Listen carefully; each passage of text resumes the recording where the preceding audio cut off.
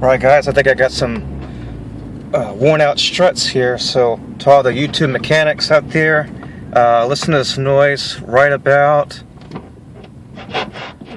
right there.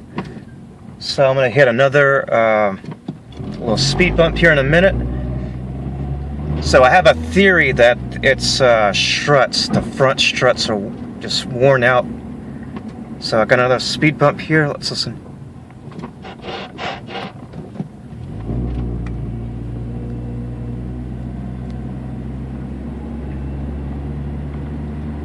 So I'm kind of gonna go around quickly around this corner.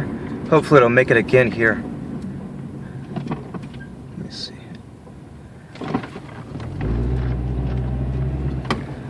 No, I didn't really do it. Oh, that's all the speed bumps I can find for now.